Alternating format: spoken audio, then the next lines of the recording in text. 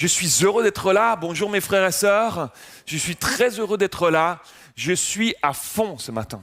J'ai prêché déjà une fois. Ne pensez pas que je vais avoir une petite baisse de régime pour le deuxième parce que j'ai prêché au premier. Je suis à fond enthousiasmé. Nous démarrons une nouvelle série de messages à EPM que nous avons intitulée Parakletos. Nous avons intitulé cette série Parakletos. Tu es en train de te dire, ça va apparaître ici, tu es en train de te dire, c'est quoi?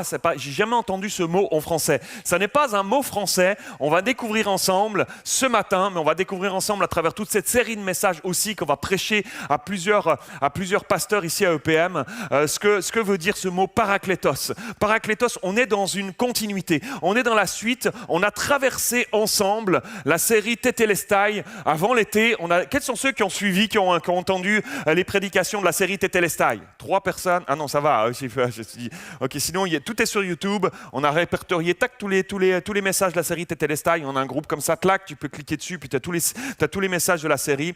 Et donc, vous pourrez les suivre. Mais donc, ce message, cette série de messages qu'on démarre Parakletos, c'est la suite, c'est la continuité de cette série Tetelestai. On a vu ensemble, à travers cette série Tetelestai, on a compris, on a découvert ensemble comment Dieu a trouvé la solution. Comment Dieu a trouvé la solution pour sortir son peuple de cette ancienne alliance. Jusqu'à nous aujourd'hui encore. Comment vivre dans une nouvelle alliance. Sortir de cette ancienne alliance, de la loi qui ne les menait qu'à l'échec. En fait, ils se sont rendus compte que les efforts qu'ils faisaient pour essayer d'accomplir toutes ces choses par la loi, les pratiques, les choses, ils n'y arrivaient pas, ça les amenait juste à l'échec pour pouvoir les faire rentrer enfin dans une nouvelle alliance. Dans une nouvelle alliance, un nouveau royaume. Pendant cette série de messages de Tetelestai, j'ai abordé aussi la pensée de ancienne alliance, nouvelle alliance, ancien royaume, nouveau royaume. La parole de Dieu nous parle de cet ancien royaume dans lequel on était avant et de ce nouveau royaume des cieux, nouveau royaume de Dieu. On a vu ça ensemble,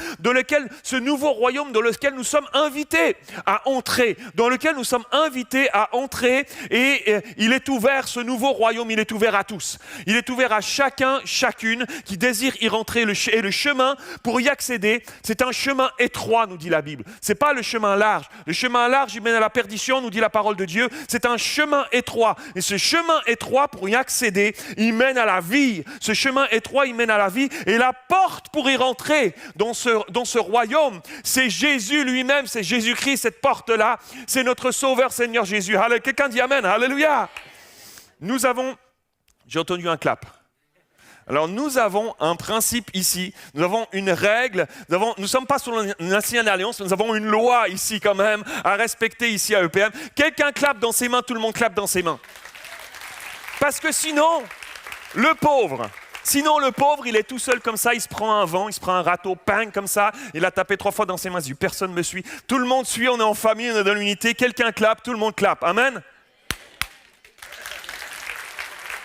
Amen, vous êtes là avec moi. Donc on a vu ça et maintenant, dans ce nouveau royaume, sous cette nouvelle alliance, on va voir ensemble à travers cette série de messages que nous sommes appelés à y marcher dans ce nouveau royaume.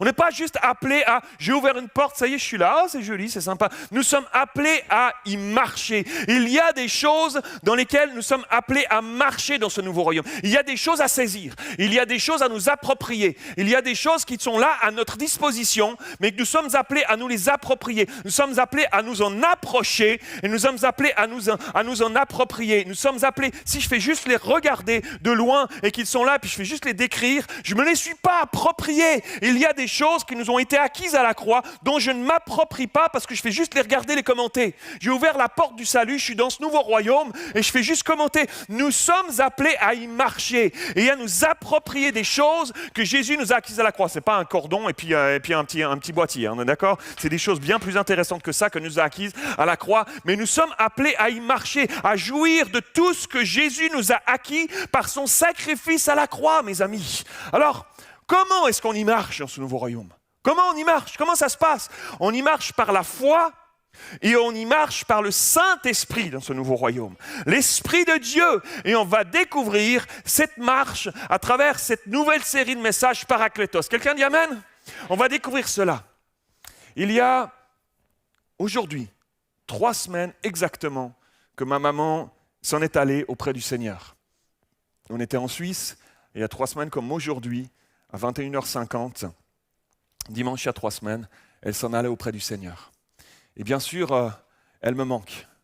Bien sûr, elle va nous manquer. J'aimerais vous dire, je l'ai déjà dit, peut-être que certains n'étaient pas là la semaine passée, j'aimerais vous dire merci. Merci pour votre soutien. La famille, c'est tellement précieux, mes amis. On a été tellement portés, on a eu tellement de messages de gens qui nous envoyaient leur sympathie, mais bien sûr l'assurance de leur prière. Et on s'est sentis tellement portés, mes amis. C'était difficile, c'était une longue vallée, c'est encore une vallée longue, mais le Seigneur est tellement là à nous porter dans les vallées. Si notre foi en Jésus ne nous porte pas dans ces moments-là, elle ne vaut pas la peine d'être vécue. C'est dans ces moments-là aussi et surtout que nous sentons la présence de Dieu qui nous porte, qui nous conduit. Même quand on marche dans la vallée de l'ombre de la mort, on ne craint aucun mal car il est là avec nous. On traverse ces vallées parfois et Dieu est là avec nous, il nous soutient. Alléluia. J'aimerais vous dire merci pour vos prières, merci pour votre soutien. Elle est là dans la présence de son Seigneur. Elle est dans la félicité de son Sauveur. Là où il n'y a plus de larmes, là où il n'y a plus de souffrance, là où il n'y a plus de douleur, là où il n'y a plus de maladie, là où il n'y a plus de tumeur, là où il n'y a plus de mort, la mort n'est plus. Alléluia. Elle est si bien là-haut, mes amis. Et j'aimerais nous dire à nous, qui restons ici, j'aimerais vous dire à nous, ici ce matin, que lorsqu'on est face à la fin de vie d'un être cher, beaucoup de choses pâlissent. Beaucoup de choses pâlissent. Et l'essentiel prend alors une importance capitale. Aller à l'essentiel.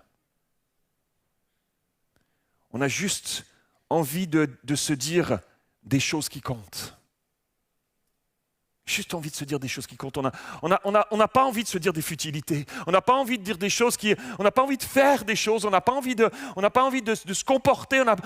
Il y a des choses tout à coup qui pâlissent, de perdre notre temps à des choses qui pouvaient peut-être nous paraître importantes avant, mais qui tout à coup, face à la question de cette mort qui est là, imminente, prennent tout à coup un sens beaucoup moins prioritaire.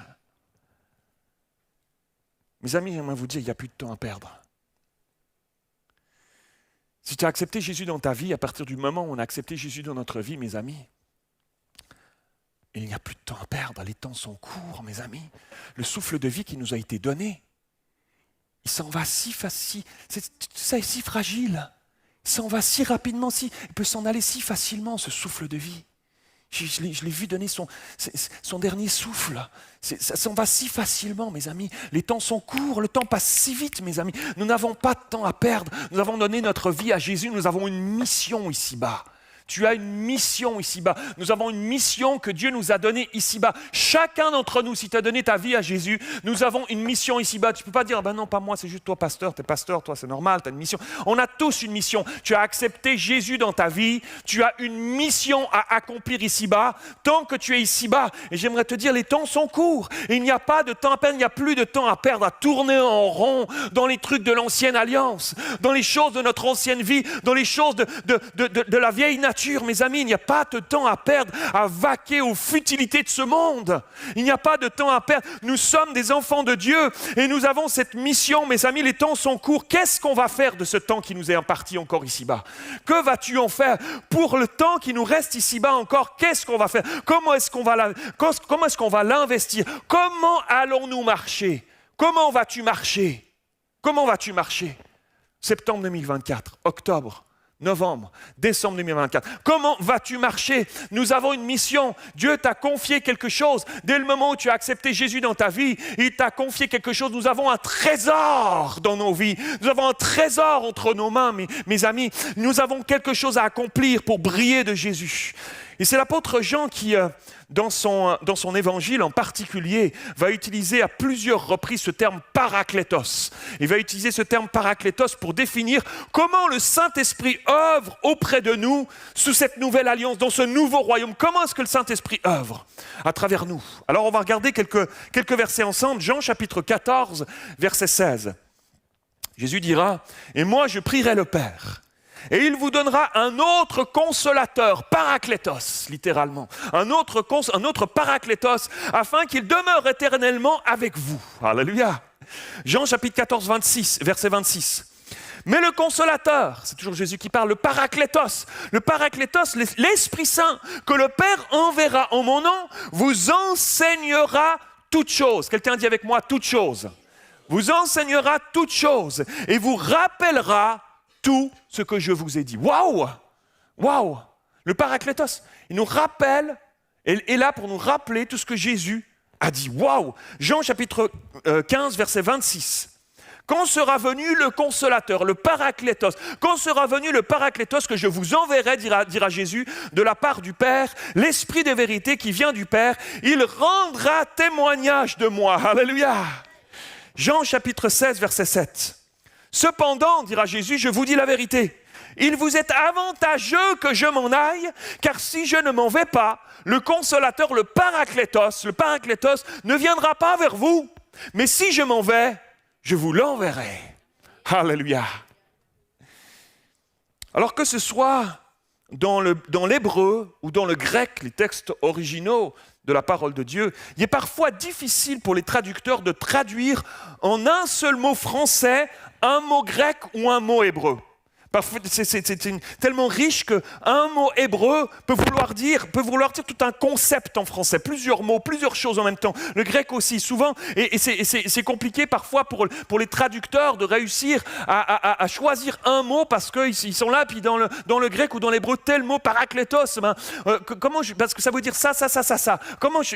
Et donc on se retrouve dans nos Bibles, la plupart d'entre nous, on a des Bibles Louis II, la traduction Louis II, Louis II révisé, ce mot paraklétos dans les versions Louis II, celle que je vous ai lue tout à l'heure dans l'évangile de Jean, Louis II a choisi de traduire paraklétos par le mot consolateur. Il aurait pu dire d'autres choses, mais il en a choisi un. C'était compliqué pour lui de dire 4 mots pour dire à chaque fois qu'il voyait paraklétos dans le grec, quand il était en train de faire sa traduction, c'était compliqué de mettre 4 mots de suite, sinon sa Bible aurait été un peu longue de à chaque fois vouloir mettre plusieurs mots pour bien comprendre. Donc il a choisi de dire consolateur. Il a choisi de mettre le consolateur. Et c'est bien, le Saint-Esprit est aussi le consolateur. Mais le Saint-Esprit n'est pas que le consolateur. Le Saint-Esprit est bien plus que cela. Parce que la consolation, c'est un des aspects du paraclète. C'est un des aspects du Saint-Esprit. Lorsque Jean parle du paraklétos dans les textes qu'on a lus tout à l'heure,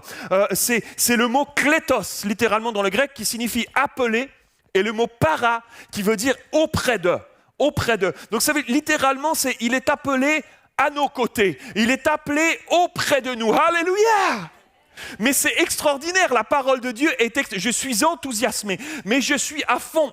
Si tu n'es pas à fond, tu vas embarquer dans le train, tu vas voir, à la fin, tu vas être à fond, mais c'est extraordinaire. Le texte biblique est en train de nous dire que le Saint-Esprit nous a été envoyé pour être auprès de nous, à nos côtés. Paraklétos, klétos appelé, para, auprès d'eux, à côté d'eux. Mais, mes amis, c'est extraordinaire. Donc ça veut dire que le rôle du paraklétos, le rôle du Saint-Esprit, littéralement, c'est d'être convoqué.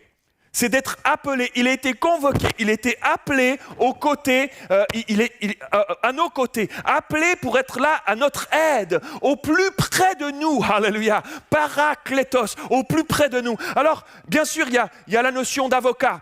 Il y a la notion d'avocat. Il est comme un avocat qui plaide, qui est auprès de nous et qui plaide notre cause auprès du Père. C'est extraordinaire.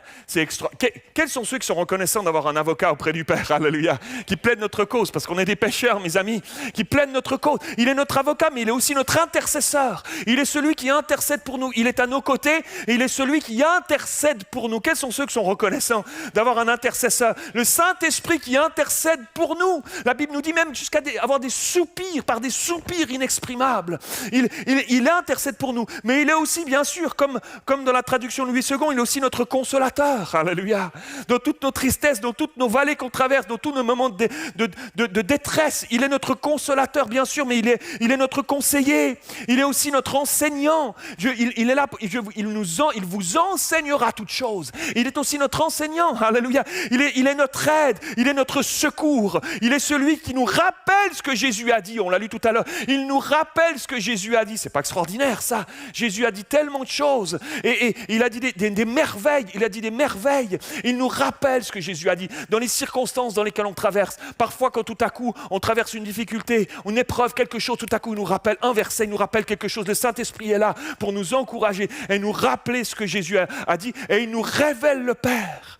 Le Saint-Esprit est là, il est la troisième personne de la Trinité. Il le connaît si bien, il nous révèle le Père, mes amis. C'est extraordinaire. C'était extraordinaire d'avoir ce Saint-Esprit en nous, mes amis. On le néglige beaucoup trop souvent. Beaucoup trop souvent, nous ne le considérons pas à sa juste valeur. Mes amis, trop souvent, nous menons nos journées sans vraiment l'avoir. On est sauvés, on aime Dieu dans notre cœur, on a passé le dimanche à l'église, le pasteur nous a fait du bien, et puis la parole nous a fait du bien, et puis on repart de notre semaine, et on va tout seul de notre semaine sans embarquer le Saint-Esprit avec nous, sans vraiment avoir conscience qu'il est là avec nous, mes amis. Nous avons un Dieu extraordinaire qui a trouvé un moyen d'habiter en nous par son Esprit, mes amis. Alléluia, c'est extraordinaire. C'est tout ce que nous avons besoin dans nos vies pour marcher différemment. Pour marcher différemment ici-bas, au milieu de ce monde qui court à sa perte. C'est tout ce que nous avons besoin, mes amis. C'est l'aide du Saint-Esprit pour marcher différemment. Imaginez-vous, nous avons le privilège, la grâce, le cadeau immérité d'avoir à nos côtés le Saint-Esprit, qui est une personne, mes amis. C'est la troisième personne de la Trinité qui a été convoquée. Il a été appelé par le Père. Et pour marcher à nos côtés, il est celui qui vient à notre aide. Il est là pour nous aider dans toutes les circonstances de nos vies, dans toutes les circonstances de nos vies. Dans toutes les circonstances de nos vies. Dans toutes les circonstances de ta vie. Dans toutes les circonstances de ta vie. Je le répète parce qu'on le vit si peu. Dans toutes les circonstances de ta vie. À ton travail, ça veut dire à ton travail. Le Saint-Esprit aimerait t'accompagner à ton travail. Il aimerait t'accompagner dans ton travail. Là où tu vas te retrouver demain, tu te dis déjà, juste à le fait que je l'ai évoqué, tu te dis, tu as ton cœur qui vient de faire comme ça. Tu te dis, ah la vache, le pile de dossiers qui m'attendent, là, ça va être quelque chose tout à l'heure. Et demain, et mon travail, et les relations avec mes collègues de travail, et mon chef et mon patron, et oulala, il va me taper sur les doigts, j'ai oublié de faire ça vendredi, etc. Il aimerait, Saint-Esprit aimerait t'accompagner à ton travail. Il se soucie, il est concerné, il se sent concerné par ce que tu vis. Il a des solutions. Il aimerait être consulté sur plein de choses dans ton quotidien. Il aimerait être là. Il aimerait que tu le prennes avec lui à ton travail. Ça veut dire quoi? Ça veut dire avec tes enfants. Le Saint-Esprit aimerait que tu lui laisses toute la place, y compris dans ton éducation, dans comment tu t'occupes de tes enfants. Il aimerait être là. Combien de fois on se sent démunis? Peut-être quelqu'un ici, tes adolescents. Comment je fais? Comment faire? Mon petit bébé est devenu un lion dévorant. Comment je fais? Mais il me répond tout le temps. Ils sont agressifs, ils s'enferment dans sa chambre, ils s'enferment sur son téléphone, il parle à des gens, je ne sais même pas qui, je ne sais même pas comment ça se passe. J'ai l'impression que je perds le fil. Le Saint-Esprit aimerait être avec toi, te donner des solutions. Il est là, il aimerait t'accompagner, il est notre aide. Il a été convoqué, il a été appelé pour être avec toi dans toutes les circonstances de ta vie, dans ton couple en difficulté, peut-être.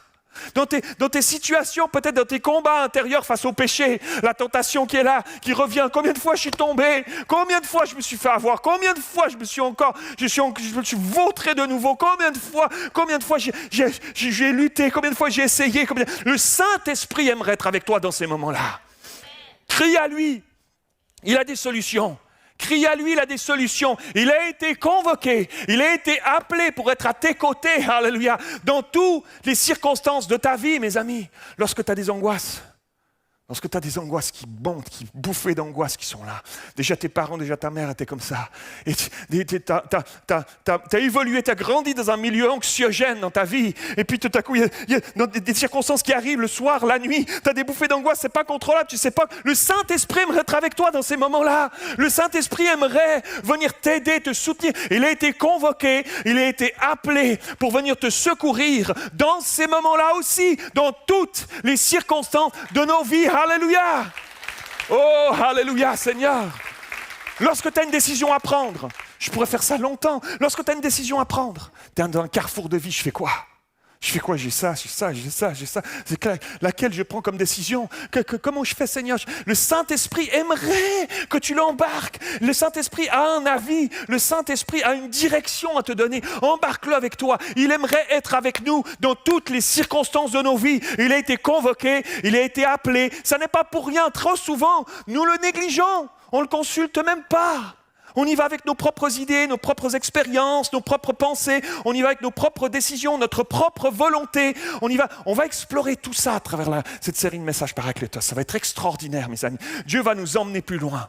Dieu va t'emmener plus loin. Nous allons vivre des étapes spirituelles dans nos vies à travers cette série de messages. Nous allons nous mettre en route. On est déjà en route, mais on va se mettre en route pour aller plus loin dans notre marche avec Dieu, pour que le Saint-Esprit prenne toute la place dans nos vies, jusqu'à chaque recoin de nos vies, mes amis. Alléluia. Quelqu'un dit Amen. Le programme est extraordinaire. J'ai hâte de voir ce que Dieu va faire. J'ai hâte de voir comment Dieu va se saisir de nos vies. Le monde a besoin, l'Église a besoin que toi et moi, nous prenions des décisions de marcher par l'Esprit. Alléluia. Le Saint-Esprit plaide pour nous. Il nous défend face aux accusations de l'ennemi. Alléluia, c'est pas extraordinaire? Merci Jésus pour ton esprit. Quand l'ennemi vient nous accuser, il est notre avocat, il est là. Il est à côté du trône et Satan se présente puis t'accuse. Regarde ce qu'il a fait, Puis c'est vrai, régulièrement il ment, puis régulièrement il dit des choses vraies aussi. Des écarts qu'on a fait, des choses, puis il vient nous accuser. Et puis le Saint-Esprit, il est là, et Jésus est là. Et puis il présente le sang de Jésus, il dit, je les ai sauvés, je les ai lavés, je les ai graciés, alléluia. Waouh, quels sont ceux qui sont reconnaissants d'avoir le Saint-Esprit qui est notre avocat, qui intercède pour nous. Alléluia, il nous enseigne toutes choses. Il nous rappelle ce que Jésus a dit à ses disciples. Sa parole, il nous enseignera sa parole. Il y a tellement de trésors dans sa parole qui nous montre la voie à suivre, qui nous montre la direction, les valeurs du royaume de Dieu à suivre, à mettre, à appliquer dans nos vies. Mes amis, c'est extraordinaire. Si on pouvait mettre un mot sur tout cela, M-O-T, ce serait le mot nouveau. Nouveau. C'est une nouvelle manière de marcher. C'est une nouvelle manière de marcher. Mets-toi ça dans la tête, dans le cœur. C'est une nouvelle manière de marcher. Nous avons besoin de prendre conscience, mes frères et sœurs, profondément. Je prie que le Saint-Esprit fasse son travail de révélation dans notre être intérieur, dans notre entendement. Nous avons besoin de prendre conscience profondément que dans le royaume de Dieu, ce nouveau royaume, sous cette nouvelle alliance, nous sommes appelés à marcher en nouveauté de vie. L'apôtre Paul le dira dans Romains, chapitre 6, verset 4. Nous sommes appelés à marcher en nouveauté de vie par rapport à avant, à notre ancienne manière de vivre, lorsqu'on était sans Dieu, lorsqu'on prenait nos propres décisions, qu'on allait notre propre route, avec notre propre volonté, par rapport à cette ancienne alliance. Ce qui veut dire que si nous sommes appelés à marcher en nouveauté de vie, alors ça veut dire que l'autre manière de marcher, celle d'avant, ça veut dire qu'elle est ancienne. S'il y a une nouvelle manière de marcher, l'autre, elle est ancienne, ça veut dire qu'elle n'est plus d'actualité si elle est ancienne. Elle n'est plus d'actualité. Pourquoi on l'utilise encore trop souvent, cette manière de marcher?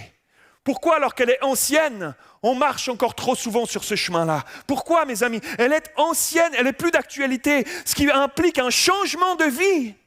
Un changement de mentalité, un changement de ma manière de me comporter, un changement de ma manière de parler, de ma manière de vivre, de ma manière de penser, de ma manière de marcher sur le chemin de ma vie. Un changement, mes amis, parce que dans ce nouveau royaume, sous cette nouvelle alliance, la Bible nous dit que, 2 Corinthiens chapitre 5, verset 17, elle nous dit que si quelqu'un est en Christ, il est une... Donc dans nouvelle créature, il y a nouvelle. Il y a créature, mais il y a nouvelle. Et il est une nouvelle créature. Il y a quelque chose de nouveau qui a pris place. Si quelqu'un est en Christ, il est une nouvelle créature. Il y a une ancienne créature qui était là avant, et tu es une nouvelle créature, mon frère, ma soeur. Les choses... Je redonne une chance, c'était un peu... Les choses anciennes sont passées. Il y a quelque chose qui est nouveau, il y a quelque chose qui est ancien, et ce qui est ancien, c'est passé. Ce qui est passé, je ne veux plus m'en servir. Ce qui est passé, c'est obsolète. Ce qui est passé, c'est je ne m'en sers plus. Les choses anciennes sont passées. Et voici, toutes choses sont devenues nouvelle. Toute chose, pas juste 2, 3 trucs. Pas juste 2, 3 trucs pour t'aider, puis le reste tu vas galérer.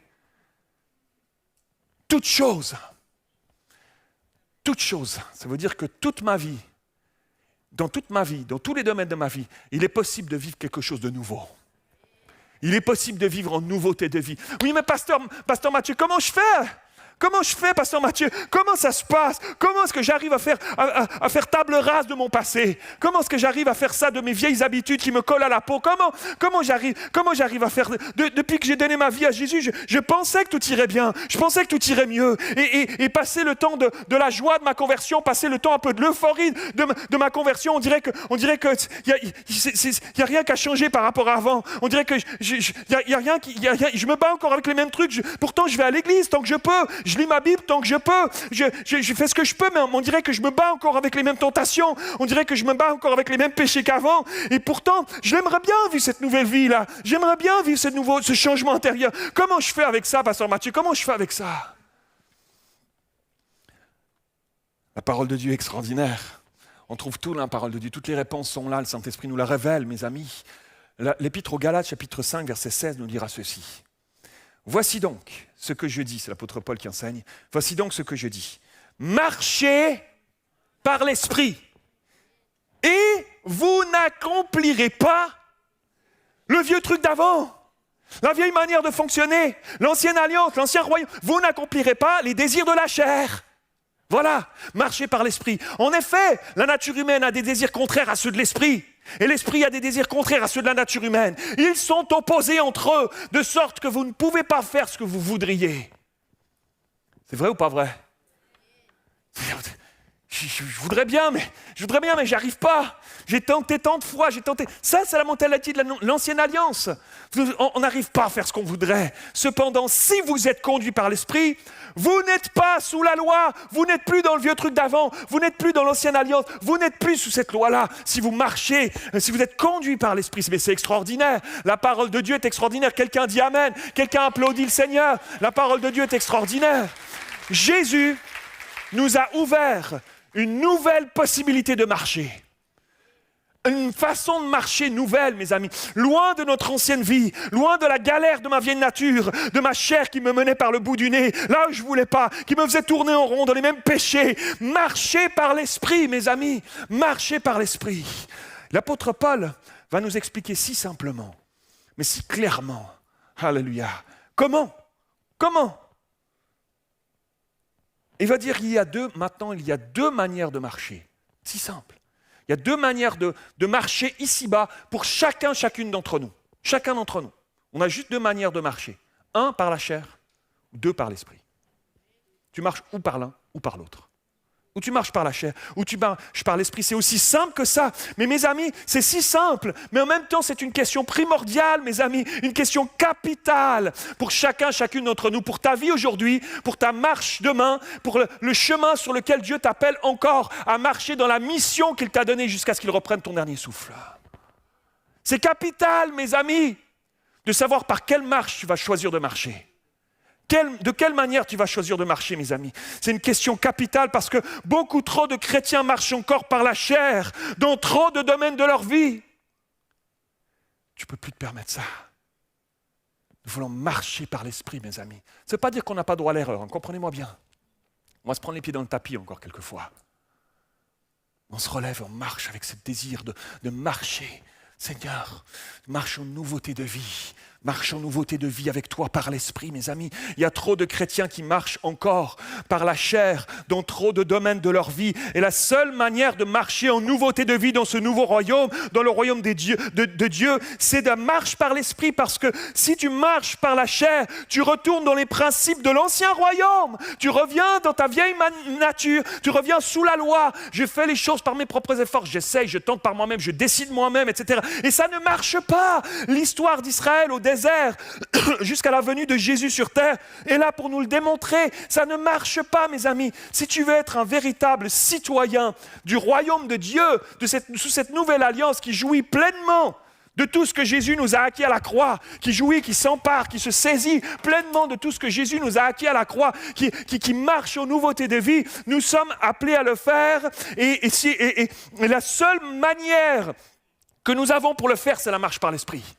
La seule manière, mes amis, nous sommes appelés à marcher par l'Esprit et à le laisser nous influencer de plus en plus dans chaque domaine de notre vie, de notre caractère, de nos réactions, de nos pensées. Alléluia! Le pasteur Dr Andrew Murray dira ceci, j'ai quelques citations à vous faire.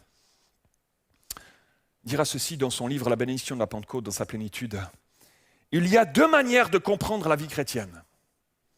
Tandis que les uns ne connaissent par expérience que peu de choses de l'action du Saint-Esprit, à peu près ce que l'on pouvait en connaître sous l'ancienne alliance, les autres le reçoivent comme l'hôte divin, habitant personnellement dans leur cœur, où il répand une vie puissante, une plénitude de joie et d'amour.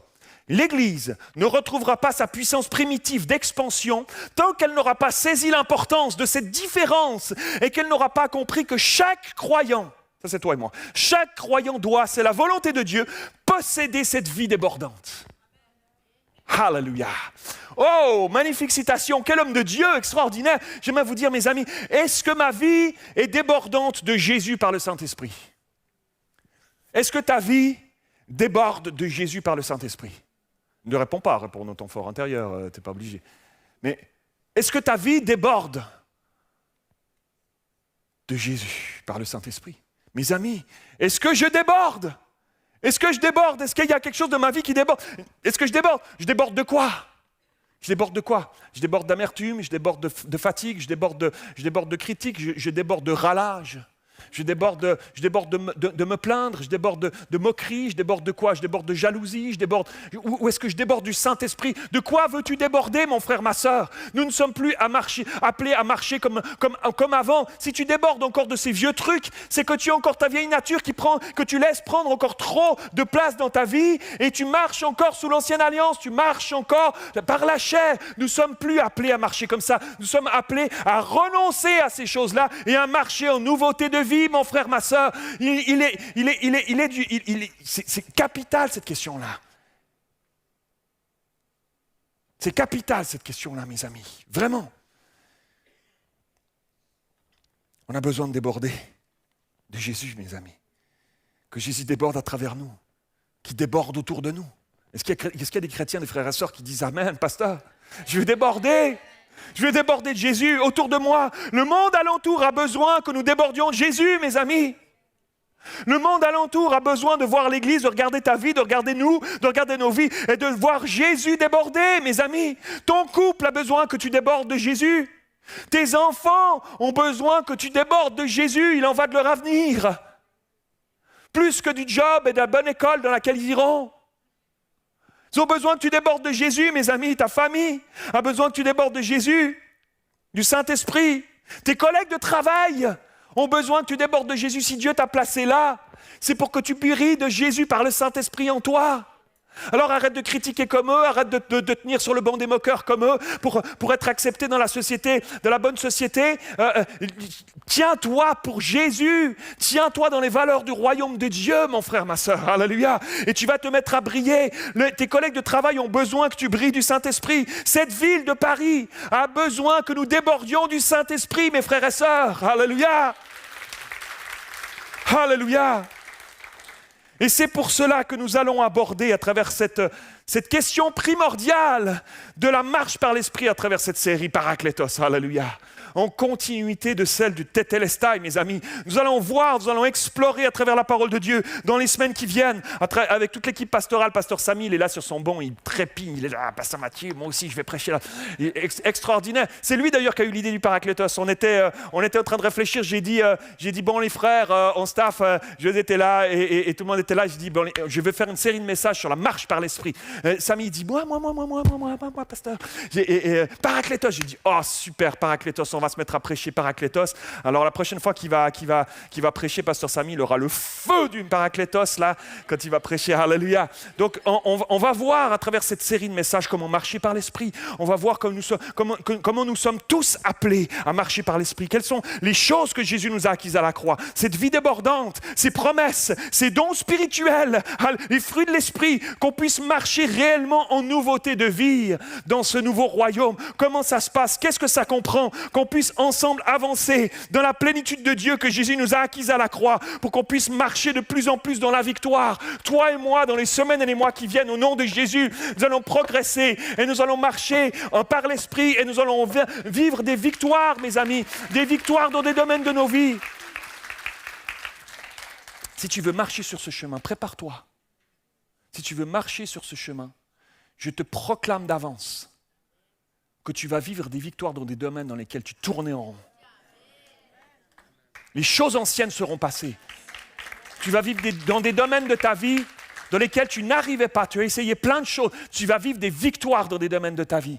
Des choses surprenantes de la part du Saint-Esprit. Il y a même des choses que tu ne t'attendais pas que tu vas te mettre à vivre. Alléluia. Par le Saint-Esprit. Alléluia. Nous allons marcher par l'Esprit dans les temps qui viennent, mes amis. Alléluia. Et nous laisser surprendre par lui, que son nom soit béni. Le théologien Theodore Austin Sparks dira ceci. Cette marche se fait en plusieurs phases. Dès que le Saint-Esprit a mis Christ en nous, il nous faut vivre et agir en conséquence dans une marche nouvelle avec le Seigneur. Jean disait que nous devions marcher comme lui marchait, comme Jésus marchait. Et comment marchait-il? Ses déclarations sont claires, Jésus. Il demeurait dans le Père, il vivait dans le Père, par le Père, pour le Père. Il ne faisait rien de lui-même. Pourtant, c'était le Fils de Dieu, mais il ne faisait rien de lui-même. C'est ça, notre exemple, mes amis. Rien faire de nous-mêmes, laisser le Saint-Esprit prendre les choses en main. Je ne suis pas en train de te dire, alors, Seigneur, ce matin, j'hésite, je me brosse les dents ou pas? Quelle brosse à dents? La bleue, la rouge, Seigneur, je ne sais pas trop. Je ne suis pas en train de parler de ces choses-là. Bien sûr, on a encore notre pouvoir décisionnel de choses. Je peux partir en vacances, je vais en Italie, je vais plutôt en Bretagne, etc. Prie, bien sûr, Seigneur peut te conduire là-dessus, mais je ne parle pas de ces choses-là. Je te parle de comment le Saint-Esprit aimerait prendre le contrôle de nos vies, où ce n'est plus nous qui marchons, ce n'est plus nous qui décidons. Dans chaque domaine de ma vie, Seigneur, ce n'est pas ma volonté, je veux faire ta volonté, je marche avec toi. C'était une marche délibérée, volontaire et persévérante avec le Père. Que Jésus, autrement dit, une communion intime en unité avec le Père, dira-t-il. C'est ainsi qu'il avançait. Notre vie à nous doit être en toute chose une marche d'intimité avec Christ, très différente d'une marche dictée par un système ou un ordre extérieur. En tant que chrétiens, les gens s'attendent à ce que nous nous conformions au christianisme, mais ne nous y trompons pas. Notre marche ne s'accorde pas à un ensemble de règles, de systèmes externes, mais à une vie intérieure avec le Seigneur, où tout doit venir de l'intérieur, c'est-à-dire du Seigneur en nous. Amen. Alléluia. Alors, on a vu tout à l'heure, on a lu ensemble dans les quelques versets de l'évangile de Jean que j'ai lu, on a vu ensemble Jean 14, 16. « Et moi je prierai le Père, il vous donnera un autre consolateur, le Paraklétos, afin qu'il demeure éternellement avec vous. » Ok? Et le verset suivant, si on regarde le verset 17, Jean 14, 17, « L'Esprit de vérité, que le monde ne peut recevoir parce qu'il ne le voit point et ne le connaît point. Mais vous le connaissez, car il demeure avec vous et il sera en vous. » Quelqu'un dit avec... Car il demeure avec vous et il sera en vous. Il demeurait avec vous. Voilà la clé de notre marche par l'Esprit, mes amis. Jusque-là, il était avec eux. C'est déjà vachement bien. C'est déjà extraordinaire. Mais il n'était pas encore en eux. Il était avec eux. Ils étaient encore dirigés par leur propre nature. Lui, il cherchait à avoir une influence extérieure sur eux en les enseignant, en leur donnant des choses, en leur montrant les exemples, etc. pendant ces 3 ans et demi de ministère sur la terre. Mais il n'était pas encore en eux. Alors ils étaient dirigés à l'intérieur encore par eux-mêmes, livrés à leur désir personnel, leur pensée, leur volonté propre. Et le docteur Andrew Murray, dernière citation que je fais de lui, le pasteur Andrew Murray dira ceci. Jusqu'alors, tout ce que le Seigneur avait fait pour l'éducation de ses disciples n'avait eu que peu de résultats. Waouh! Jésus lui-même. Que peu de résultats. Pourquoi? C'est qu'il n'avait pu être pour eux qu'un Christ extérieur, agissant sur eux du dehors, par sa parole et son influence personnelle. Ils étaient encore sous l'étendard de l'ancienne alliance, mais après la Pentecôte, grâce au Saint-Esprit, ils pouvaient tout à coup habiter dans leur cœur, devenir au tréfonds de leur être, la vie même de leur vie. C'est ce que Jésus leur avait promis. Alléluia! C'est vrai que c'est ce qu'il leur avait promis. Il leur avait dit, Jean 16, 7, premièrement, que je m'en vais, mais si je ne m'en vais pas, le consolateur, le Paraklétos, ne viendra pas vers vous, mais si je m'en vais, je vous l'enverrai. Et deuxièmement, il leur dira dans Jean 14, 18, je ne vous laisserai point orphelins. Alléluia, merci Seigneur, ne nous laisse pas orphelins. Vous ne laisserez point orphelin, je viendrai à vous. En ce jour-là, vous saurez que je suis en mon Père, waouh, et que vous êtes en moi, et que moi je suis en vous. Je vais le redire. Et vous saurez en ce moment-là que moi je suis en mon Père, que vous êtes en moi, et que moi je suis en vous. Alléluia, c'est extraordinaire. Et c'est de cette bénédiction-là découlent toutes les autres, mes amis. Jésus en nous par son esprit. Tout est possible alors. C'est l'Esprit de Dieu, tout est possible dans toutes les sphères de nos vies, tout est possible, mes amis. Voilà la clé de notre marche avec Christ, de notre marche par l'Esprit. Il était à l'extérieur, c'était déjà très bien, il était avec eux. Mais maintenant, pour ceux qui sont en Jésus-Christ, qui l'ont accepté dans leur vie comme leur Seigneur et Sauveur et qui aspirent à marcher en nouveauté de vie dans ce nouveau royaume, il désire être toujours plus en nous, dans chaque recoin de nos vies, pour nous aider à ressembler plus en plus à Jésus, pour nous transformer à l'intérieur, pour nous faire passer de notre ancienne manière de vivre à celle de Dieu, jusqu'à déborder autour de nous sur les autres, pour vivre une vie d'abondance en Jésus, pour vivre une vie de victoire en Jésus. Alléluia! Lorsque Jésus a dit à ses disciples que jusque-là le Saint-Esprit était avec eux et que bientôt il serait en eux, il était en train de donner une parole prophétique. Nous on le sait parce qu'on a la parole de Dieu, mais il était en train de désigner un moment précis. Il était en train de désigner la Pentecôte qui allait arriver. Ce jour de la Pentecôte qui allait arriver. Alléluia. Mes amis, c'est toujours à la Pentecôte que nous devons revenir. Si on désire savoir exactement ce que c'est que d'être rempli du Saint-Esprit, reviens à la Pentecôte. C'est ce moment glorieux où le Saint-Esprit qui va descendre sur ses disciples et qui va venir les transformer à l'intérieur à jamais. Alléluia. Acte 2, verset 4. Et ils furent tous remplis du Saint-Esprit. Alléluia.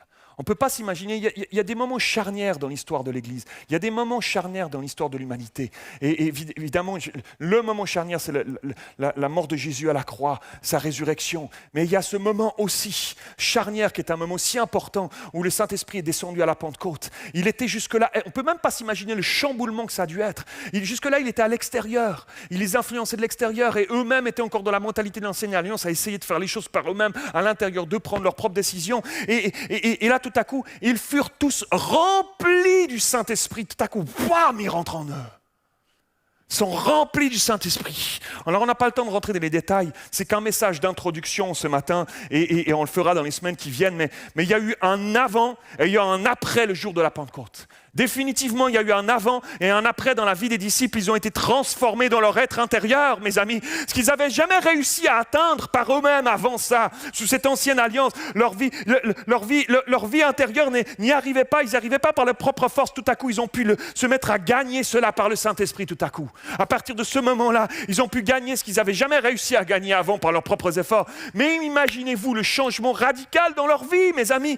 Mais imaginez, eux qui luttaient si souvent avec tant de choses, ils luttaient si souvent avec eux-mêmes, leur être intérieur. Combien de fois est-ce que Jésus va dire à ses disciples, gens de peu de foi, il va leur dire, jusqu'à quand vous supporterai-je?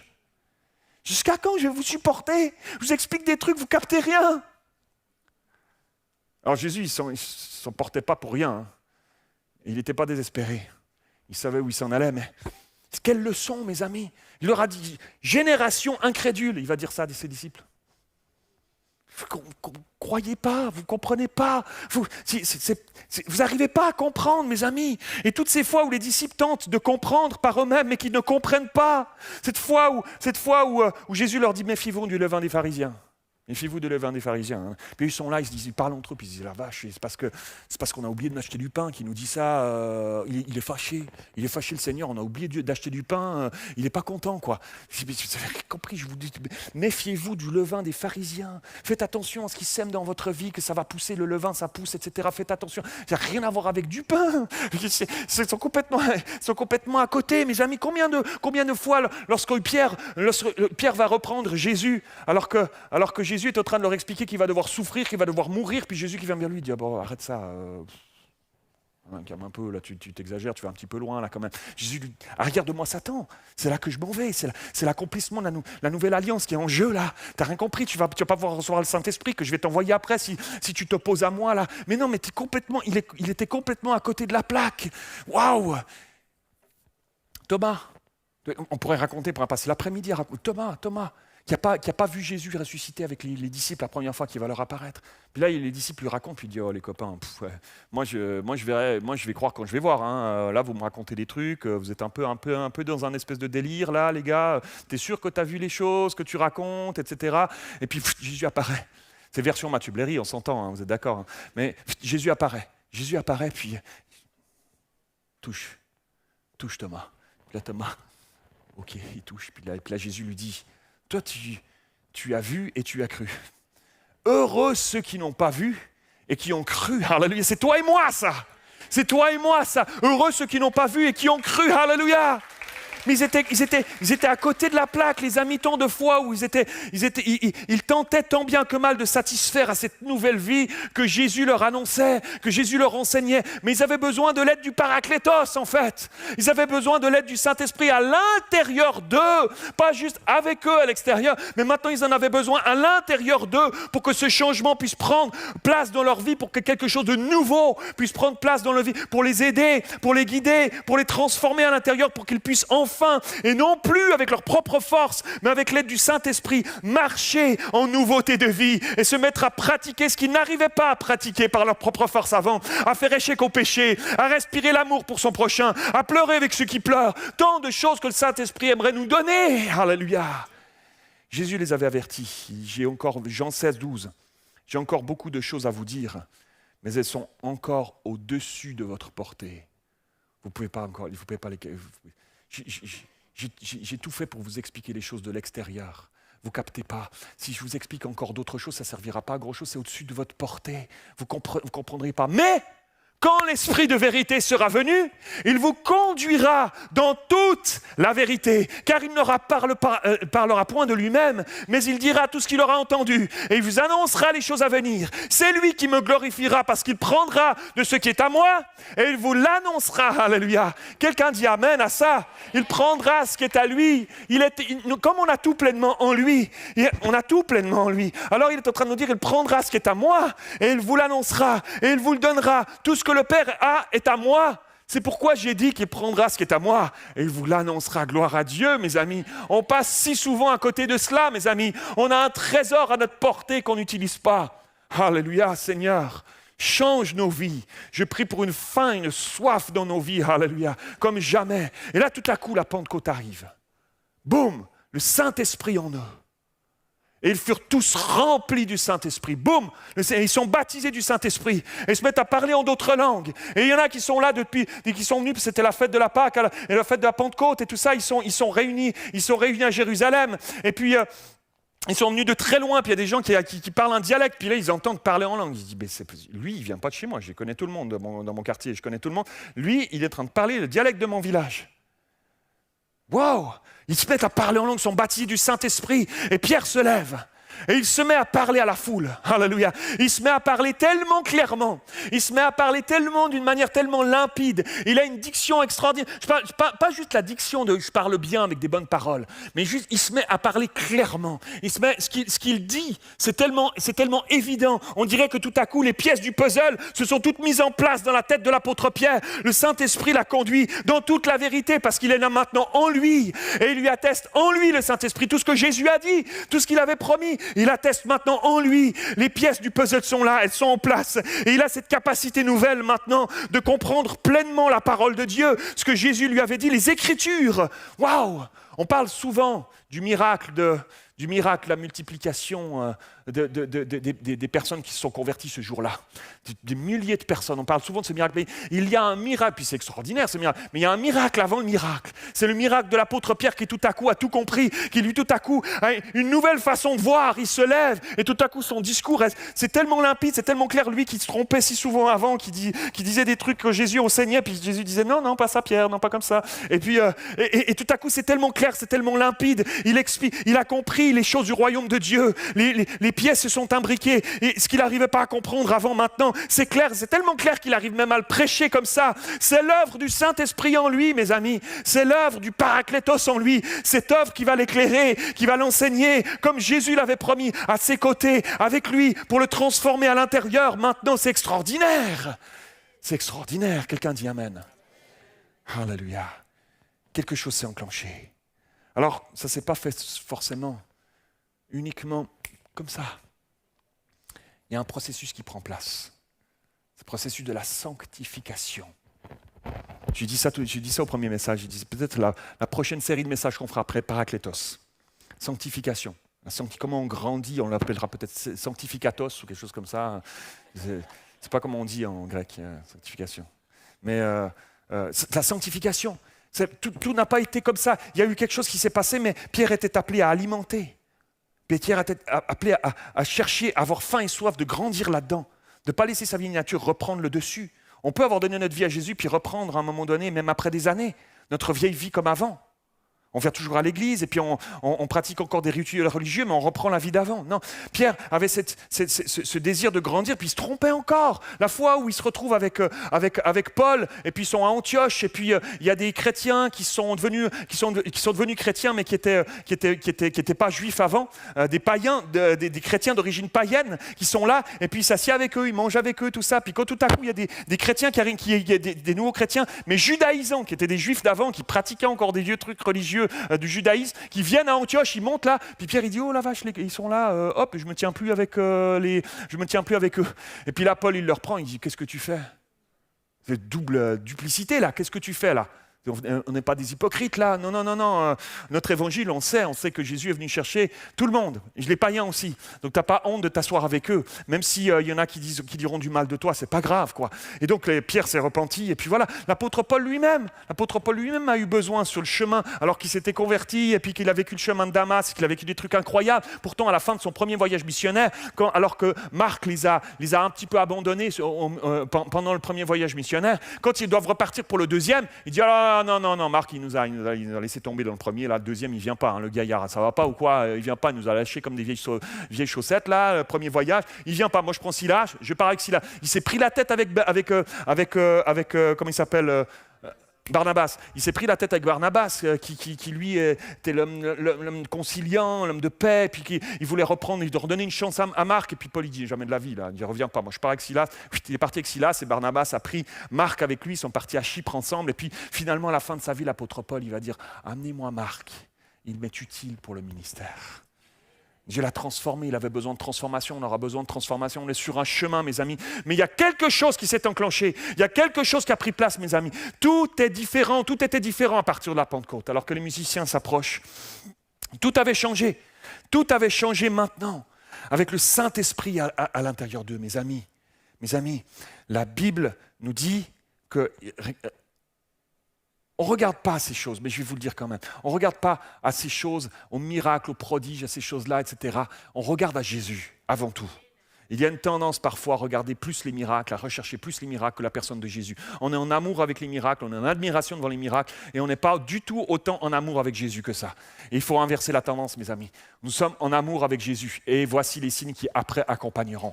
Ce n'est pas là-dessus qu'on met notre focus, on met notre focus sur Jésus. Mais pourtant, regardez ce qui s'est passé avec Pierre. Lorsque Pierre, après la Pentecôte, la Bible nous dit que lorsqu'il marchait dans les rues, son ombre guérissait les malades. Alors, je n'ai pas mes yeux là-dessus, je ne suis pas en train de me dire moi aussi, je veux que mon ombre guérisse les malades. Je veux que Jésus soit tout pour moi, soit tout en moi. Après, lui, il décidera, il y a des signes qui accompagneront après. Naturellement, il y a des signes, peu m'importe ces signes-là, il y en aura automatiquement. On focus beaucoup trop sur les signes que je voudrais avoir. Moi, je veux avoir Jésus. Je veux avoir Jésus. Plus tu as Jésus dans ta vie, concentre-toi là-dessus. Plus tu auras Jésus dans ta vie, plus il y aura des signes qui accompagneront, peu importe lesquels. Il te conduira, il te les donnera. Il y a des fruits de l'esprit qui vont être portés. Il y a de ces choses-là qui suivront. L'apôtre Pierre, lui, ne se posait pas de questions. Il ne s'est jamais dit, Seigneur, alors moi, mon ombre, j'aimerais bien être le premier que mon ombre guérisse les malades. On voit ça nulle part. Hein. Non. Il était rempli du Saint-Esprit. C'est Jésus qui l'emportait plus à l'intérieur de lui. Mais alors qu'il laissait tellement plus de place à Jésus, alors qu'il qu'il marchait dans la rue. Imaginez-vous, les amis, alors qu'il marchait dans la rue, les gens, et même ceux qui n'arrivaient pas à s'approcher de lui, juste en traversant son ombre, ils étaient guéris. C'est la puissance du Saint-Esprit, mes amis. C'est parce qu'ils avaient laissé toute la place au Saint-Esprit dans sa vie. Alors que le Saint-Esprit prenait toute la place dans sa vie, il se passait des choses, mes amis. Il se passait des choses autour de lui. Le Saint-Esprit était agissant à travers lui aussi. C'est ce que je désire, c'est ce que nous désirons, mes amis. Les temps sont comptés. Nous sommes appelés à consacrer notre vie au Saint-Esprit plus que jamais pour que nous puissions marcher dans la puissance du Saint-Esprit, dans la victoire du Saint-Esprit, dans tout ce que Jésus nous a acquis à la croix, nous emparer de cette vie abondante en Jésus-Christ, alléluia. Pas pour qu'on dise de nous quoi que ce soit, pas pour que notre nom soit inscrit dans les livres d'histoire, pas pour qu'on dise « Ah, ouais, EPM », ça ne nous intéresse pas ces choses-là, mes amis. Je veux que Jésus soit connu, je veux que Jésus transforme des vies, alors je vais consacrer ma vie. Mais chaque recoin, chaque aspect, chaque domaine, s'il y a des trucs qui sont encore dans l'ombre, mon frère, ma soeur, laisse le Seigneur le prendre en main, alléluia. Est-ce que quelqu'un dit Amen? Est-ce qu'on peut se lever ensemble? Alléluia. Laisse le Saint-Esprit prendre chaque recoin de ta vie en main. Alléluia. Alléluia. Élève tes mains vers le Seigneur et dis, Seigneur,